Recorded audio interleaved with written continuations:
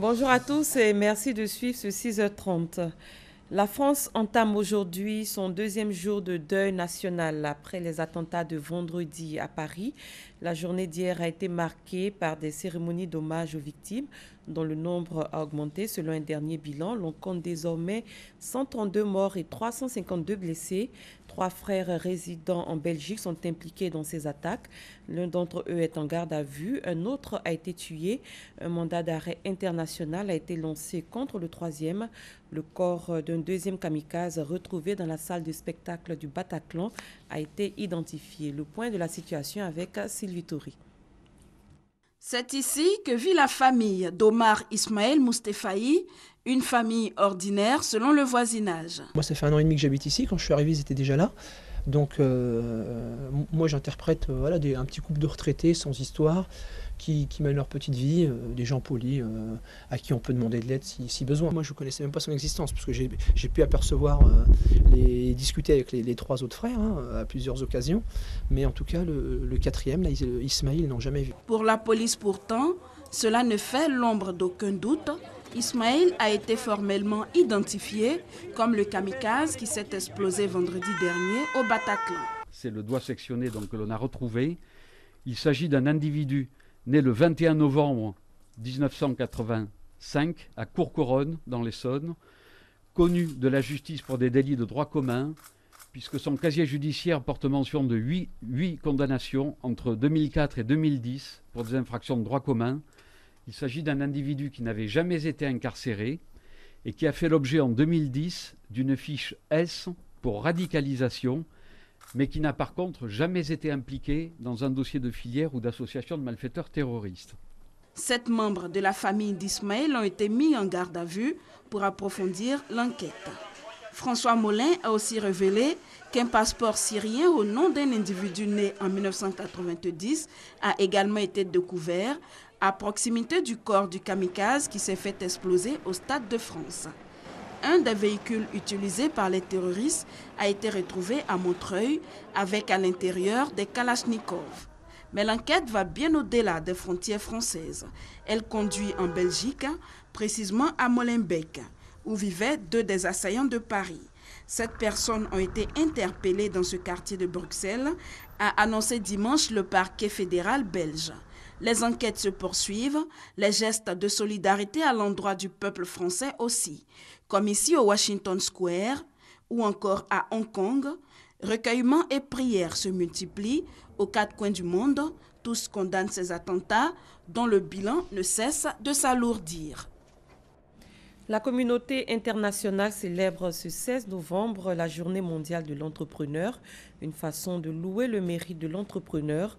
En Côte d'Ivoire, plusieurs structures de promotion de l'entrepreneuriat sont mises en place, dont le prix Alassane Ouattara. Que sont devenus les premiers lauréats de ce prix 1 an après son installation? Les réponses dans ce reportage de Frédéric Oulaye, Christelle Nda et Abou Sanogo. Dominique Dadier est promotrice du projet production-commercialisation du champignon pleurote. Cela fait 1 an qu'elle est installée à son propre compte. Un rêve qu'elle a pu réaliser grâce au concours Alassane Ouattara du jeune entrepreneur édition 2014. Je suis déjà en commercialisation. Dans ma première année, j'ai eu un chiffre d'affaires d'à peu près 15 millions. Je participe au développement de mon pays en injectant dans une activité qui permettra vraiment la gestion efficiente des ressources naturelles, mais aussi le recrutement de jeunes comme moi. J'ai d'autres besoins puisque je tends vers la modernisation encore. Je veux dire aux autres jeunes d'être vraiment tenaces ou bien de croire vraiment, je veux dire, dans l'activité ou bien dans leur rêve. Comme Dominique, Adama Soro a bénéficié de cette même opportunité.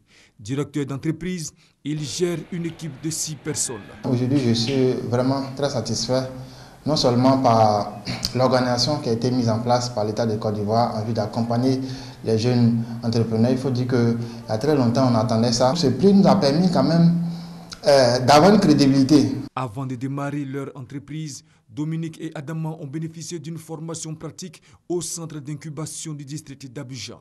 Ce centre existe depuis 2014. Nous recevons les jeunes entrepreneurs nés du concours du jeune entrepreneur émergent. Nous sommes à la 2e édition d'ailleurs.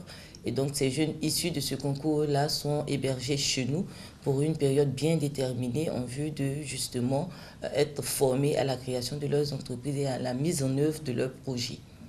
Les 20 jeunes que nous avons encadrés pour l'édition 2014 sont tous en phase de production. En attendant de faire leurs preuves, les lauréats de l'édition 2015, au nombre de 40, suivent des formations. Mon projet, c'est un projet de site de vente en ligne de différents produits, des appareils électroménagers, vêtements. Ça fait environ 5 mois que je suis au niveau du centre et je suis des formations sur l'entrepreneuriat, le civisme, les impôts et tout. Ce concours doté du prix Alassane Ouattara s'inscrit dans la politique du gouvernement qui vise à encourager les jeunes à entreprendre. Une initiative qu'encourage les entrepreneurs pour mettre en avant le rôle joué par les entrepreneurs dans la croissance et la création d'emplois. Une journée leur est dédiée. L'agence de notation financière Moody's a relevé la note de la Côte d'Ivoire. De B1, le pays est passé à la note BA3. Il est donc apte à mobiliser davantage de ressources sur les marchés financiers internationaux, selon le ministre chargé de l'économie et des finances, Niali Kaba. Jean-Jacques Kwame. Pour un pays, se soumettre à l'exercice de la notation financière permet de répondre à 2 questions essentielles. L'aptitude à solliciter des financements sur les marchés des capitaux et la capacité de rembourser sa dette extérieure à l'échéance prévue. Alors, qu'en est-il de la Côte d'Ivoire qui vient de voir sa note souveraine relevée de B1 à BA3 par l'agence de notation financière américaine Moody's? La Côte d'Ivoire quitte ainsi la catégorie très spéculative avec une probabilité de remboursement incertaine à moyen terme pour rejoindre la catégorie spéculative où les pays sont considérés comme peu vulnérables à court terme, mais avec un risque de non-remboursement un peu plus important sur le long terme. Cette note BA3 qui est de nature à rassurer les investisseurs sur les marchés financiers est le fait de 3 principaux facteurs. Premièrement, la consolidation de la stabilité politique après l'élection présidentielle réussie sans le moindre trouble. Deuxièmement, la bonne gestion des finances publiques soutenue par des perspectives de croissance très fortes. Troisièmement, l'amélioration de la gouvernance et de la force institutionnelle. Du côté de l'État de Côte d'Ivoire, on se félicite de cette mise à jour de la note souveraine. La récente révision à la hausse de la notation souveraine de notre pays par l'agence Moody's est donc une reconnaissance du travail abattu par le gouvernement sous la haute autorité du président de la République. Elle indique également que notre pays continue de bénéficier de la confiance des investisseurs internationaux pour son avenir. Cette nouvelle notation va donc accroître les perspectives de mobilisation de ressources par la Côte d'Ivoire sur les marchés financiers internationaux pour le financement des investissements prévus dans son plan national de développement 2016-2020, plan en cours de finalisation au niveau du gouvernement. Bien, mais peut mieux faire. L'agence Moody's demande alors à l'État de Côte d'Ivoire de poursuivre les réformes structurelles qui soutiennent la hausse de l'investissement privé, celles concernant la bonne gouvernance et enfin la poursuite de la croissance économique avec une maîtrise de l'endettement. L'Organisation mondiale de la santé recommande que les filles âgées de 9 à 13 ans soient vaccinées contre le cancer du col de l'utérus. Cette pathologie affecte 3000 femmes chaque année en Côte d'Ivoire. Les villes d'Abengourou et de Korogo vont être investies aujourd'hui pour des programmes élargis de vaccination après les communes de Cocody et de Yopougon. Plus de 15 000 filles âgées de 10 ans doivent être vaccinées contre le cancer du col de l'utérus. Kadi Fadiga. Dans le monde, une femme meurt du cancer du col de l'utérus toutes les 2 minutes. C'est un cancer sexuellement transmissible. 3000 nouveaux cas de femmes qui peuvent développer un cancer du col de l'utérus dans notre pays. La moyenne d'âge se situe entre 35 et 40 ans.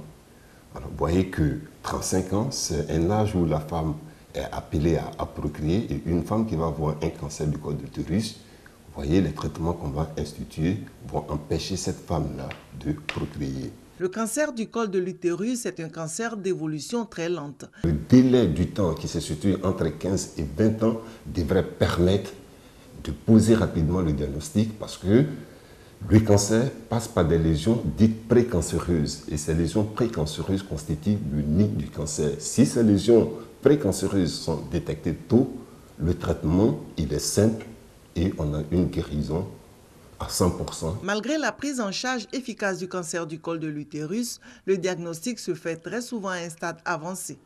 Mais depuis 2006, la vaccination suscite de l'espoir. L'OMS recommande alors de vacciner les jeunes filles n'ayant pas entamé leur vie sexuelle. La Côte d'Ivoire marque son engagement avec l'opération Test. Ce lundi 15 novembre, dans les villes d'Abengourou et Korogo, plus de 15 000 jeunes filles âgées de 10 ans seront vaccinées contre le virus du cancer du col de l'utérus. Les équipes vont se déployer en milieu scolaire et en milieu rural. Et une fois qu'on aura montré que ce petit échantillon a bien adhéré, les parents, la communauté, la société civile, on a bien adhéré, dès lors, on peut donc passer à grande échelle, c'est-à-dire introduire ce vaccin dans le programme élargi de vaccination. Le vaccin est gratuit. Le 23 octobre dernier, dans les communes de Cocody et Yopougon, 13 818 jeunes filles de 9 à 13 ans scolarisées ont bénéficié du vaccin. Ce 29 novembre, une autre séance de vaccination pour l'injection de la deuxième dose. Des travaux de réhabilitation sont en cours depuis plusieurs semaines dans la ville de Daloa. Certaines voies reliant les grands quartiers ont été rénovées. D'autres travaux se poursuivent pour donner un visage reluisant à la ville. Abou Sanogo. Après la visite d'État du président de la République Alassane Ouattara dans le Haut-Sassandra, la ville de Daloa fait sa mue. Les routes nationales ou internationales partant ou menant à la cité des Antilopes ont été réhabilitées. Véritable ouf de soulagement pour les populations et les automobilistes. Je viens de Séguéla. En tout cas, la route, vraiment, c'est un problème. On va ici, Bonifla, on peut arrêter 3 heures du temps. Mais maintenant, c'est 3 minutes, c'est 30 minutes. Grâce au programme dirigeant présidentiel, aujourd'hui, la route est bonne. Avant, on pouvait parcourir Daloa, va voir 2h30. Mais aujourd'hui, si c'est trop, c'est 1h du temps. Même si on demande, ça va. Certaines grandes voies à l'intérieur de la ville, où le bitume était inexistant en divers endroits, ont été réhabilitées. C'est le cas de la voie reliant le Grand Marché au camp militaire, en passant par le quartier Belleville et toutes les voies aux alentours de la résidence du préfet. Avant, c'était très difficile d'aller dans les quartiers où nous, actuellement, on peut passer. Maintenant, c'est très bien. Tazibou, un quartier résidentiel de Daloa, n'est pas en reste. Les travaux de bitumage de la grande voie, appelée communément la ceinture, sont en cours. Ce sont au total 25 km des principales artères de la ville qui devront recevoir le bitume. Le maire de la commune de Daloa, Samba Koulibaly, s'est rendu sur les lieux pour s'imprégner de l'état d'avancement des travaux. Aujourd'hui, avec le passage du président de la République, nous sommes en train de bitumer cette ceinture-là qui est vraiment importante pour Daloa. C'est une voie structurante, c'est une voie qui permettra à Daloa de retrouver son luxe d'antan, mais c'est une voie qui permettra surtout une meilleure circulation dans la ville de Daloa. Nous avons obtenu 25 km de bitume. Sur ces 25 km, on va consacrer 18 km à la ceinture. Toutefois, les populations souhaitent que le délai d'exécution des travaux soit respecté. Pour l'heure, plusieurs chantiers sont en cours pour redonner un visage reluisant à la cité des Antilopes. Et à l'étranger, la France a mené hier un bombardement massif sur des positions du groupe État islamique dans son fief syrien de Raqqa. C'est la plus importante opération menée par la France depuis le début de son intervention en Syrie en septembre dernier. Le corps de 15 migrants africains tués par balle ont été retrouvés dans le Sinaï en Égypte, à la frontière israélienne. Les circonstances de cette tuerie n'ont pas encore été élucidées et ses auteurs identifiés. Les nationalités des migrants ne sont pas encore connues selon le ministère égyptien de la Santé. C'est la fin de ce 6h30. Merci de l'avoir suivi. Très bon début de journée à tous et à toutes.